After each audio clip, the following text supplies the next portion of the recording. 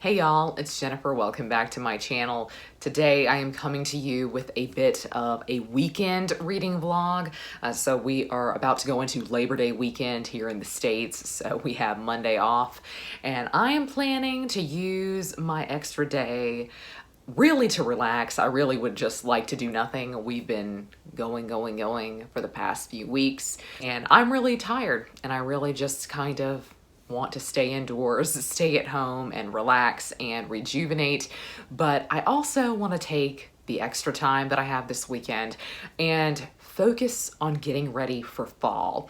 So hopefully I will get to do quite a bit of reading this weekend. I don't really know what's up on the docket for me. So I am currently reading The Atlas 6 by Olivie Blake. This is a bit of a dark academia book, but it's actually really more of a fantasy read. It's not at all what I thought it was going to be. I've heard a lot of people talking about this one and really hyping up the character dynamics, and it's a really very well written book. The writing is absolutely beautiful, but the characters are not really all that to me. I don't think many of the characters are likable. There are only a couple that I actually care anything for. There are 6 points of view, and every time I read a chapter, I know exactly which character I'm reading from, which is a talent, and I'll say it's a talent that not all authors have. A lot of authors write multiple POV stories now, and they don't really distinguish voice, and I think it's interesting that she's been able to do that here with a third-person narrative, that she has really been able to distinguish the voice and tone of the chapters to fit the characters. But this is about the Library of Alexandria, had it never burned down, and scholars who are protecting it because it has quite a bit of magical knowledge. And so every now and again, 6 people are chosen to come in and be the new initiates to work for the library and protect the library, but only 5 actually make it. So 1 person will be eliminated. And so there is kind of a competition element to this, which I think is interesting. This book is actually very, very philosophical, and it's also one that makes me feel like I'm not smart enough to be reading it. There's a lot of information thrown at you and a lot of discussion around like physics and philosophy that I think really keep me at arm's length as a reader and really are very hard for me to wrap my mind around. How the magic works is very confusing because it is so physics and science based. At any rate, I'm really enjoying this. I don't know that I'm as obsessed with it as so many people seem to be, but I am really enjoying it. And like I said, it is incredibly well written. After I finish The Atlas 6, I am planning on picking up The Rise and Fall of Ancient Egypt by Toby Wilkinson. Toby Wilkinson is a really famous Egyptologist, and this is his pretty comprehensive history of ancient Egypt. A lot of people think this doesn't go into enough detail. They think this is too much of a whirlwind tour through ancient Egypt, but I personally really like the thought of getting a really whirlwind tour through it to kind of refresh my memory and to also really get me interested in new aspects of the time period, new historical figures. I've been a bit on an Egypt kick this year. I have watched The Mummy. You don't know how many times I've watched The Mummy this year. I actually should probably be ashamed of it at this point, but The Mummy has been the movie of 2021 for me. And so I've just really been in the mood for ancient Egypt. So I would really like to start this weekend. But like I said, one of the main goals for the weekend is to transition to the fall. That's why I am sitting over here at my bookshelf and not in my normal vlog spot with the tree. So we are going to be changing the curtains out. I will show those to you. And I'm depressed because I do really like the spring look. I like spring decor because I think it's very light and airy and it makes rooms seem bigger. And I'm just actually more of a fan of the color scheme of spring and summer decor, though I am definitely a very autumn winter person. That's when I'm thriving. But I am planning on decorating my shelves here. You can already see my little friend. This is my gnome. He's reading. He's my little fall gnome and he is reading a book. And I kind of have up my pumpkin lights and I don't like this. I've seen a lot of people put their lights up the side of the bookshelf. I don't like it because y'all really cannot see it unless I were to set you way, way back, and then who knows if you could hear me. So I do think I'm just gonna do what I did last year and put them along the shelf. But I also recently picked up some garland. So this is also gonna go on the shelf, and I think I'm going to entwine the lights with the garland, and hopefully that really makes things come together and feel very fall. I'm not sure what I'm gonna put up here. I have a little succulent there right now, but he's not gonna stay. I think last year I had this little candle holder, which is super cute, with a little leaf. These are from the Dollar Tree here in the States, and they are votive holders. So they're a candle holder, and I typically never put candles in them. I often put florals in them. So I really, really love these jars. And green does tend to kind of go in this room during the fall. So that's an option. I don't know. I don't really know how I'm gonna feel when I put up this garland. I think that's gonna dictate a lot of what I do, because there's quite a bit of green in these leaves, which is why I like them. I think tonight I'm gonna go out and look for some more fall items, and maybe later I will show you some of the things that I have recently picked up. Some of them are not fall. I have come to the conclusion that my decorating vibe is more cottagecore. When I'm in my space, my room, I am cottagecore. So I thought I might show you some of the things that I have because I've been thinking about going into autumn. Do I want my aesthetic to be more dark academia, light academia even? Is that my vibe? And then I realized, no, actually in decorating, my vibe is cottagecore. So I will show you some of the things that I have later. And if I pick up anything tonight, I will also show that to you. Okay, so here is the spring decor that is going to go goodbye. I am really, really sad about it because I do love blue so much. And I also love green. There will still be quite a bit of green in our fall decor, but the blue curtains are gonna come down. I'm gonna put some more lights on the tree. But here's kind of the pattern of the new curtains. They came very wrinkled. We're gonna have to iron them. So these are what the curtains are gonna turn into. So hopefully they still kind of keep that nice light and airy feel.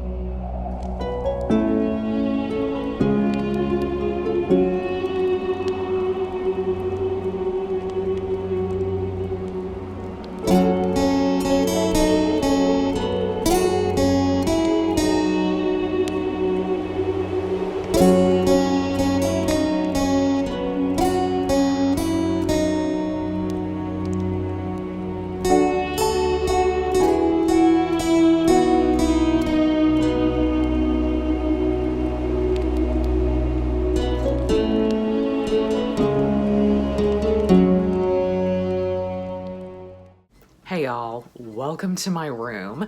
I thought I would come up into my room for this next vlog update because I got some things at the craft store that I wanted to show you. A lot of things have already gone into kind of their permanent home. I'm gonna show you some footage of where things are, where we've placed some things. I don't think everything is permanent. Some things definitely are. Some things are definitely in the place that they are going to stay, but not everything has gotten done. It's been a couple of days since I spoke to you and since I first started the vlog. So today is Sunday. I started this vlog Thursday evening, and Friday was spent really running around, and I'm pretty sure you saw that we went to a whole bunch of craft stores. We saw a bunch of fall decorations, and we also stopped in at Barnes & Noble at the end of the day. So I will show you the books that I picked up from Barnes & Noble, and I'm also going to show you some of the things that I've recently gotten, and some things are going to go in here. So that's kind of why I wanted to come into my room. This area has not been fall-ified, and I don't really know that it necessarily will be. I don't know that it can be, actually, because my aesthetic, I think I said earlier, I believe my aesthetic is really pretty cottagecore, and I don't know how well fall blends with cottagecore, though I do have some things that I think will work really well with the aesthetic that I have in my room. But to update you first on books, I did finish the Atlas 6, and that was such a weird one. I feel really conflicted about it because on the one hand, it was incredibly well written. It was a really compelling read. I really continued to want to pick it up, and I really felt like the characters were very well drawn. I felt like the characters were really dynamic and interesting, even if I didn't like many of them. And so I can see why this book took off and why it is so popular with a certain kind of reader. But I do feel like I didn't get out of it what so many other readers have, because so many other readers seem very, very attached to these characters, and there are only a couple that I can say I truly liked, because I think for me, the world and the plot and the writing style in particular was far more compelling than the characters were. And I think for a lot of readers who have made this book really popular, a lot of readers who were completely obsessed with this, the characters and how they have felt about the characters is kind of why they really enjoyed the Atlas 6. And the characters were kind of at the bottom of my list for why I enjoyed the book. But this one is going to be hit or miss for some people, I feel like. And I think if you were somebody who is into kind of the dark academic aesthetic, it's really going to be hit or miss for you, because there's something about it that I think feels very distinct and unique. And it does feel in a way as if it's a book that I've never seen done before, and thus I think it won't work well for everyone. And I haven't gotten nearly as much reading done this weekend as I would have liked, because now it is Sunday, and I really only started reading yesterday evening after we decorated some. Today we had a family get together, so I really only have tomorrow, Monday, which is Labor Day, to really get caught up on reading. And I don't know how far I'll get into this. I'm only a few chapters in so far, and I'm liking this. I do feel a bit as if he's going over information that we don't really need to have. He's very much laying the foundation right now for ancient Egypt and why Egypt kind of surrounds the Nile, why this particular brand of kingship came about in Egypt, and why it stayed so popular. And really essentially how that version of kingship made Egypt a very successful place and a very successful country. It is the first instance in history of a nation state is ancient Egypt. And so it's really interesting. His kind of argument here, I think, is that they started the really terrible relationship with power and governmental figures that a lot of people feel today, that you can look back and see that the Egyptians were successful because they stepped on the backs of the little people. And I think that's an interesting take. I think it's probably true. I mean, it really probably is. But I think it makes parts of the book seem very cynical. I'm interested to see his perspective on certain pharaohs, and I'm also really interested to see his perspective on the building of tombs and the building of the pyramids in particular, and how that happened. I think he is probably going to go for a very negative portrayal of how the pharaohs got the workforce in order, because you have, I think on the one hand, people will say, people, of course, believed in the pharaohs as gods. And so there is an element of religion in the relationship between you as a common person and them as pharaoh. So if you believe in them as a god, you want to please them, you want to do things for them, and to make sure that they are successful. But on the other hand, you have people just continually being stepped on and manipulated by their government. And I believe Toby Wilkinson is going to go with that latter view. I think there should be some nuance. I'd kind of like there to be something in between, because certainly there were people who probably fell on both sides of the divide here. I'm really going to be interested to see how he handles the course of ancient Egyptian history, but I do think this is one that will probably take me a much longer time than what I'm anticipating. I found when I sat down to read it last night, it was not something that I just wanted to sit and read for over an hour at a time. I really kind of wanted to break it up with a fiction book, so I finished the Atlas 6. But I've also been highlighting in this. I've kind of decided to bring highlighter back into my annotation system. It does feel a bit to me as if you are back in school and you're really trying to highlight the title sentence or the subject sentence of the paragraph. And I've kind of steered away and steered clear of highlighting because of that, because it does feel very school-like to me. But I know a lot of people utilize highlighters in their annotation systems. So I would love to know down below if you use a highlighter, and if so, have you found any that don't really bleed through? I'm a big fan of the mild liners.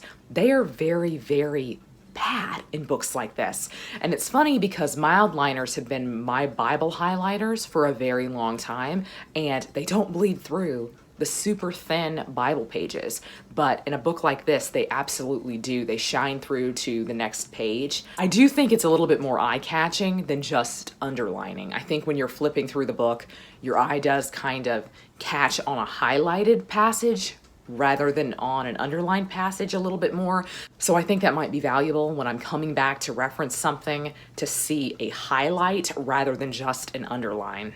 But to get into my small book haul from Barnes & Noble, I did pick up Small Favors by Erin A. Craig. This is not in its book jacket because it's actually in my fall decoration downstairs in the den, and I will show you footage of that, hopefully.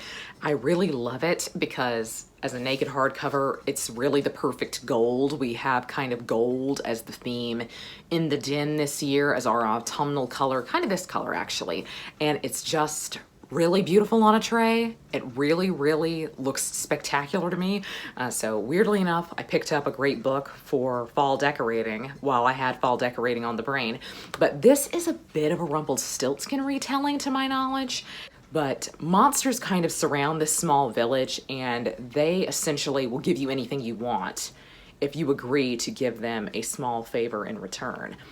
So I think I'm probably really gonna like this. This feels very autumny to me. I enjoyed House of Salt and Sorrows, which was Erin A. Craig's first book, which was a 12 Dancing Princesses retelling, and I'm actually just kind of partial to 12 Dancing Princesses retellings. That's one of my favorite fairy tales. So I'm interested to see if she can kind of keep up the momentum here for me. So I hope that I enjoy this. This is one that I think I'll probably get to very soon because it does feel very autumny. I also picked up The Pariah by Anthony Ryan, and I know Anthony Ryan is very popular in certain segments of the fantasy community. I know that he works really, really well for some people, but I've heard him compared to Bernard Cornwell. I don't know if that's an accurate kind of comparison, but I'm gonna go with it. I'm gonna trust it. This is about a guy who is an outlaw who lives in the forest with a bunch of other outlaws, so it's giving me really great Robin Hood vibes. And he then has to kind of join the king's army for some odd reason. I'm not clear on everything that's happening, and I don't want to be. I just kind of want to go in and hope that it has the vibes that I'm looking for. I've heard that Anthony Ryan really, really has beautiful prose, which I am looking forward to exploring. I have taken so many chances on adult fantasy this year, and I've not really been happy with most things that I've picked up, I'll say. And so this feels like a last-ditch effort for me. Like, do I even really enjoy reading fantasy anymore is the conclusion that I have to come to. I have to wonder about, do I enjoy adult fantasy anymore? So this is gonna be an experiment in that for me. Last but not least is easily the most exciting thing in my Barnes & Noble haul, and it was actually the point of me going to Barnes & Noble. It was to pick up a new edition of Interview with the Vampire, which is one of my favorite books of all time. For years I've said it was my favorite, and I'm really curious to know if that's true. I haven't reread it in a very long time, but once upon a time I used to reread it every year around October, November. And I recall that I used to really like reading Anne Rice the day after Thanksgiving. That's just something that I really liked doing, was coming home Thanksgiving night and starting an Anne Rice book, whether I had read it 100 times before or not. It's something that I have a real memory of doing growing up. And so I thought we were getting into that time of year. I'm really curious if it's still a favorite book. So I indulged and I got a bind up of the first 3 books of the Vampire Chronicles, Interview with the Vampire Lestat, and Queen of the Damned. And to me, these are the only 3 that matter. Actually, the Vampire Armand, which I think is book 6, really great. I actually like the Vampire Armand more than the Vampire Lestat or Queen of the Damned. But Interview is a classic at this point, and I really hope it holds up. I hope that I have the same obsession with it that I had when I was a teenager. So I'm really looking forward to rereading this, and hopefully I can start it soon. Okay, let's get into our fall haul. So first, I'm gonna show you a couple of items that are gonna go in this room, I believe. So some of these things actually though aren't fall, so maybe I'll start with those. I recently picked up 3 small ceramic bunnies, and these are actually bunnies that are supposed to sit in your yard, or they can sit in pots, but I got them because I think they're gonna be cute to kind of sit around on shelves. I mean, look at him. Look at him. Isn't he just the cutest thing you've ever seen? So this is one of them. Here is the next. He's so cute because he's so chubby. He's just a little chubby bunny. He's so cute. Oh, gosh, I'm just obsessed with these. Last but not least, we have one who's sitting up. So these are going to go in my room, I feel, but they're probably not going to go up until spring. I got these on sale, and I feel like they were spring items that they're trying to get rid of. They were trying to move on, especially because they are yard items, but I don't think I'm ever gonna put them in the yard. They're very, very small, as you can see. So I just think they're gonna be cute sitting on some books or sitting with some books. I mean, look at him. They are so cute. I'm really, really happy with them. But again, I think they're just gonna kind of go away for the time being. I'm gonna wait until the spring to put them out. Another couple of figurines I got, I do think can be fall, and so I think I will actually sit these in the kitchen, but I got mice. So here's one of them, and they are exactly the same, which I'm a little bit disappointed in. I thought when I ordered them that they were going to be in 2 different positions, but they both look like this.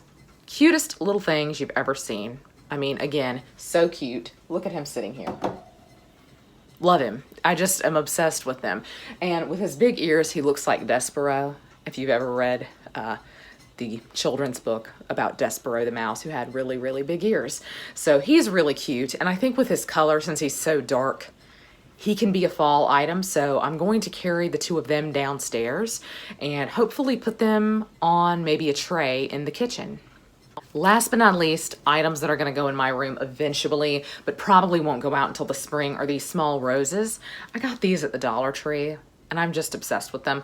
I think they're really, really cute, and I would never really put them all in one thing, but I think they'll be very nice to kind of get a sprig of and put in a small jar. You can't see it, I think. Actually, yes, you can. In this jar, sometimes I feel like I need a little sprig of greenery coming out of there. In the spring, it might be appropriate to do a small rose. So I got pink, and I also got yellow, which I really like. And seeing it on camera, the yellow looks much prettier than the pink, but the pink is not as bright as it's showing up on my phone right now. This yellow is very, very pale, and I think it will look really rather great in here. But again, I think I'll save that for the spring. So here are some items that are kind of fall that I think might go in here. So one of them is this small white pumpkin with a little brass leaf on it.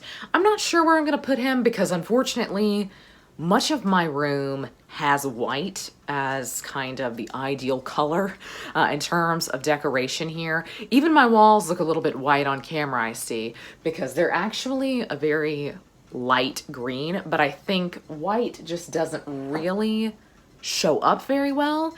So I'm not quite sure where he'll settle. He may not settle in here either, actually, when I look at him. But I also got him at the Dollar Tree, and I'm really, really pleased with him.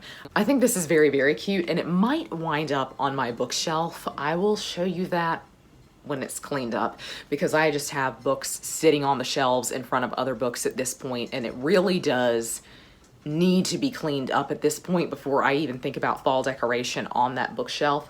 But I have papered the back of that bookshelf. If you have seen me film in here before, you know what I'm talking about. It's kind of got roses and everything on the back end of it. I'm not happy with that. Truly, I am not. But it does mean that white will probably show up better there than it will over here. I also picked up this jar, and these I got at the Dollar Tree, but I just sat them in here. They're kind of creamy, so they do feel a little bit more autumnal than something that is straight white. But this jar is majorly my color, a kind of a sagey green. And so this is definitely a jar that I will keep year round in here, I think.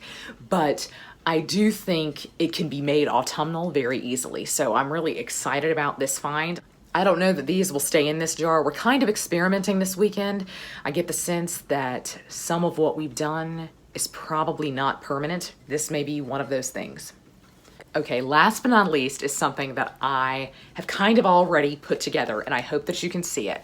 So I got a dough bowl and I put pink pumpkins in it. I got a small bag of pink pumpkins from Hobby Lobby, and my dream was to put them in a dough bowl and to put them on my dresser under my mirror. And so I am very, very happy with this. I'm gonna put some greenery in with it. It does desperately need some greenery to me, but I just could not be more thrilled about this. So I found the dough bowl also at Hobby Lobby, and I think all told, since everything was on sale, I could not have bought something that was already put together for the price that I got these. So this is something that I'm feeling really great about. I do think I'll put some greenery in it just to kind of make it a little bit more earthy, make it a bit more natural, and also ground the fact that these are pink pumpkins. I didn't think I was going to like that, but I really, really do. And I think this darker, almost burgundy type pink is going to pull out darker colors in my bedspread. And I think it will also help me make decisions about anything else that I might want to put in my room. So now I think I'll show you some footage of kind of what we've got going so far in terms of fall decoration.